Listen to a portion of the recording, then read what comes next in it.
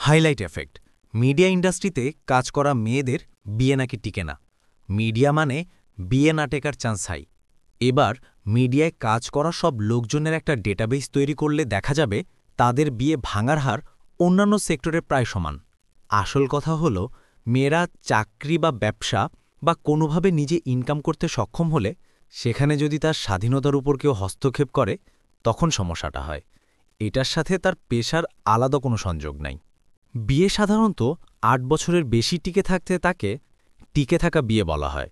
প্রতিটি সংসারেই কম বেশি টুকিটাকি অশান্তি ঝগড়াঝাটি হয়, কিন্তু মিডিয়া লোকদের পিছে ক্যামেরা এবং মানুষের ইন্টারেস্ট বেশি থাকে বলেই তাদের বিষয়টা হাইলাইট হয়। আর হাইলাইট হওয়া মানেই আমাদের মস্তিষ্কের রেডিমেড সিস্টেমে চলে আসা। যেমন দেশে হরতাল বা অবরোধ হয়ে বিগত ১২ বছরে কত মানুষ মারা গেছে, তার চেয়েও হাজার হাজার গুণ বেশি মানুষ মারা গেছে রোড অ্যাক্সিডেন্টে। কিন্তু রোড অ্যাক্সিডেন্ট আমাদের কাছে গুরুত্ব পায় না। আমরা আতঙ্কে থাকি হরতাল অবরোধ নিয়ে, কারণ ওটাই হাইলাইট হয়।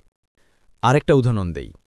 আপনি অনেক রিসার্চ করে সিদ্ধান্ত নিলেন যে মার্কেটে গিয়ে একটা নির্দিষ্ট ব্র্যান্ডের টেবিল ফ্যান কিনবেন, কিন্তু যখন কিনতে গেলেন তখন হয়তো অন্য কোনোটার ডিজাইন ভালো লেগে গেছে, বা হয়তো কোনো বন্ধু কিংবা সেলসম্যান বলেছে নতুন আসা টেবিল ফ্যানটাই সেরা, অথবা বড় বড় বিলবোর্ড কিংবা চটকদার বিজ্ঞাপন দেখে আপনার সিদ্ধান্ত পাল্টে গেল।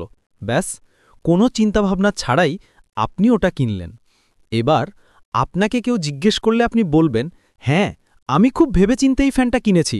অথচ আমাদের বেশিরভাগ জিনিস কেনা হয় এভাবে, ভাবনা চিন্তা ছাড়া, শুধুমাত্র মিডিয়া হাইলাইটের কারণে।